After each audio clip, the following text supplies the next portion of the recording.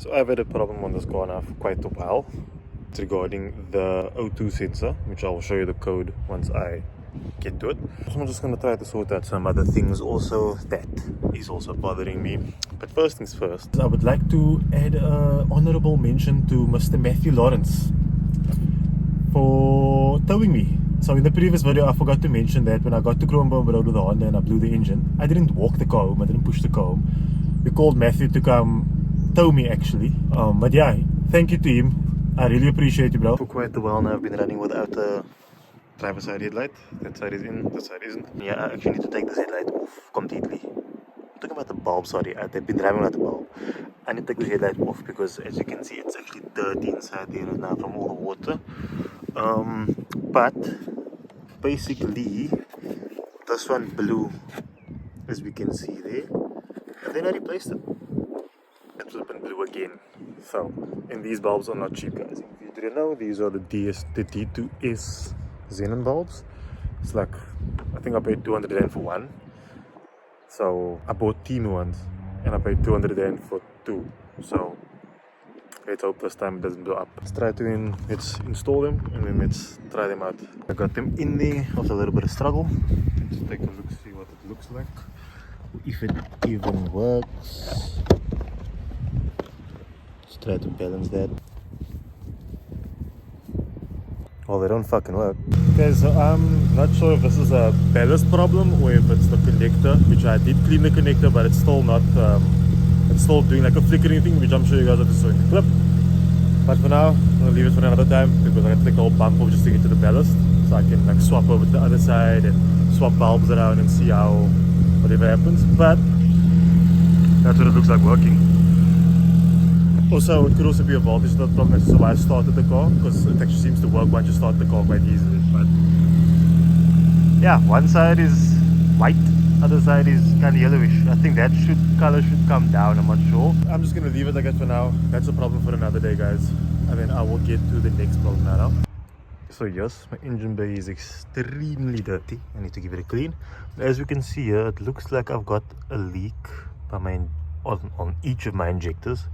So I just want to pull this rail off so I can see if the O-rings are still okay. If not, then I want to try to replace them. Hopefully that fixed the leak. And then another thing I also want to sort out is the O2 sensor. I want to remove that.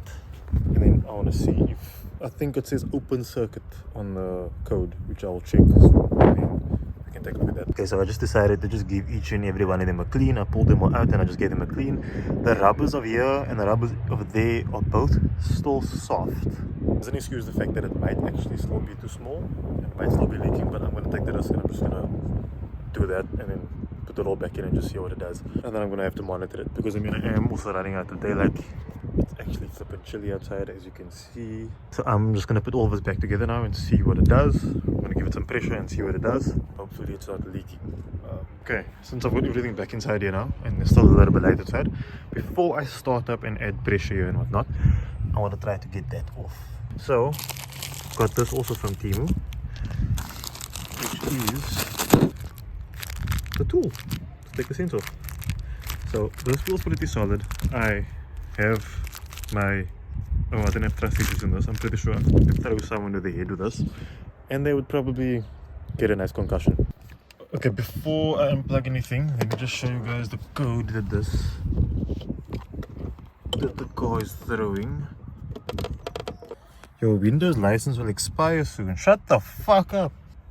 The code runs, what the code gives, or what code it gives. There we go. Oxygen lambda sensor B1 S1 open circuit. And then here it says again B1 S1 performs to low. So I think that just means I might need to replace it. But open circuit, let me figure out what that says, what that means. ChatGPT says that it's, you need to check the connectors. That was literally also came out so easily, so that thing helped him moves a lot. But it could just be that there. So I don't know how I'm gonna fix this, but let's just see. Okay, so this is like my little fixer here, which is useless because according to ChatGPT, I used my multimeter and pins 3 and 4 in here is the heater pins. It's open circuit, so I need to replace the sensor. So for now I'm just gonna put it back I'm gonna have to replace the sensor at another time because I don't have money for this other sensor. Yeah, so now I'm just gonna have to put everything back because my work for the day is pretty much done. So it's actually the next day. It got a little bit dark yesterday or last night, and it got ice cold. So even through the hoodie, I was feeling every single thing, and I was not about to just stand there and suckle and shiver on film anyway. But also there wasn't much to see. According to my multimeter and according to ChatGPT, that the O2 sensor is open circuit, so it needs to be replaced. But I think my little fix might have somehow worked, because when I plugged everything back in, I did a scan and the code didn't come back up again. I didn't drive the car when I did that scan, so I'm going to do a scan now. Today's Monday. Yesterday was Sunday, of course. I drove the car today and it actually drove decently well. I think it just gave an N249 malfunction, mechanical malfunction code, which is the turbo boost control. It gave that code yesterday, so I didn't check now today again. But I did kind of feel that in the drive today, but it actually drove decently well. I was getting my normal boost, or the boost I'm supposed to get. I could see it was boosting at about 0.7, 0.8. I'm supposed to get about 0.9 actually. But let's take a look and then let's make a decision.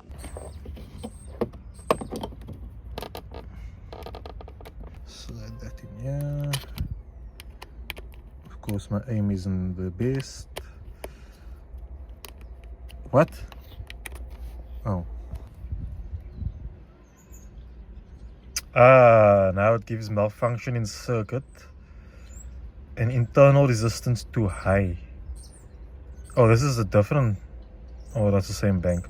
Okay, I'm gonna Google and see what, or not Google, I'm gonna use ChatGPT and see what the fuck. Okay, so according to ChatGPT, those are actually two different sensors as I originally suspected. B1S1 is the sensor that I was busy with yesterday. That's the one closest to it's pre-cat, it's closest to the turbo. And then S2 is post-cat, after the cat. It's the one that's like currently under me right now. Although that one is also less important, they generally delete those. But like they say, usually you clear one code, it opens up another code because it's usually on the same line. So maybe that sensor at the back is actually the problem. So I actually need to get under the car and test that, which I'm not gonna do now. I'm sorry. I'm gonna clear the code and just see what it does. But regardless, the car is actually giving the normal boost. So yeah, let's just clear the code and see what it does. Okay, so let's take it to the test run, and then I actually wanna finally test out something. Yes, I'm getting into the back seat. I finally want to test this thing out. I bought this on Temu. Yeah, started the year already. Haven't used it, so let's take a test run.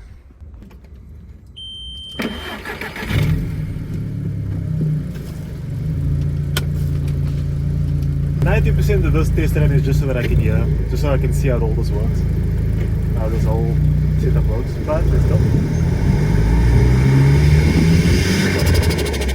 Yeah, it feels smooth. That's how it's supposed to feel.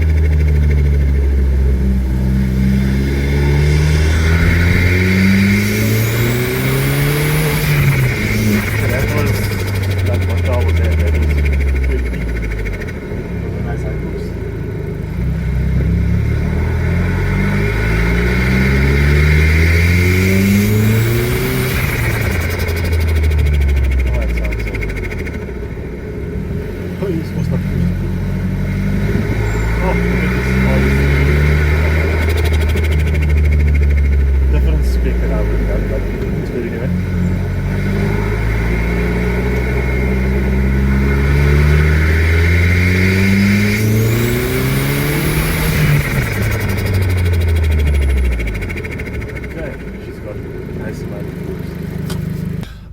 just do one more test run just for the funsies, and then I'm going to check the codes.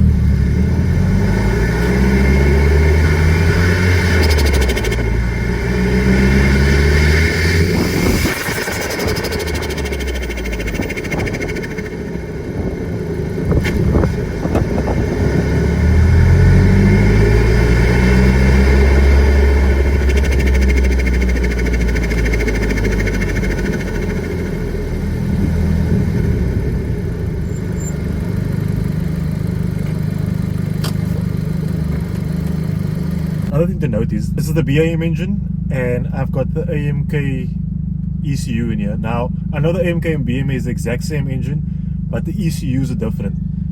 So I have a feeling that maybe because I've basically got the AMK tune, maybe I'm not getting full boost, because I know I'm supposed to get 0.8 or 0.9.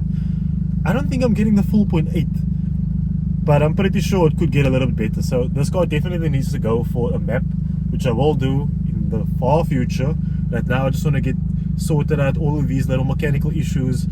I want to do the smart thing. I want to get all mechanical issues all sorted out first, and then I'll start doing some mods and stuff. Now you see, now it doesn't give the O2 sensor code, but now it's giving the N249 mechanical malfunction code. So let me just see what exactly this could be, because I know this also just pops up and goes away sometimes, but I didn't even feel the car drive like that. Like usually it gives like a little bit of a jerk, almost like the turbo is like opening, like the wastegate opening and closing as you pull away or something, but it gave none of that. Okay, so that N249 code is, I'm just gonna ignore it, because as you probably heard, I have my diverter valve disconnected. It's disconnected and plugged just for that noise, just for the flutter noise. And I don't care that it damages your turbo. I don't believe that it damages your turbo. I know people that have driven like that for literal years. They've literally raced their car like that, and the turbo has not deteriorated any more than it would have if they weren't racing, if they have it connected. But however, I do believe that having it connected does obviously take away some boost lag, specifically when it comes to power shifting. So yes, if I do race, I'll connect it, but if I'm not racing, I'm going to drive like this because I love the way that thing sounds. But that's exactly what this code is giving. So as you can see, that screenshot that I'm going to put up, it's showing that code will normally come up if you disconnect the the diverter valve. So let's just ignore that for now. But nevertheless, I hope it's not less of an interesting video. I didn't show too much working on the car. It was kind of just updates. But I hope you guys enjoyed the video anyway. The little bit of the little sound clips here and there, the little drive along. But I hope you guys enjoyed the video anyway. Just these troubleshooting on the Audi, even though I didn't get to actually fix something properly in this video besides the light, which still has a bit of an issue, but the light works now. The O2 sensor intermittently is giving an issue now. I hope you guys just have a good week, Ed, and yeah, see you guys in the next one. Cheers.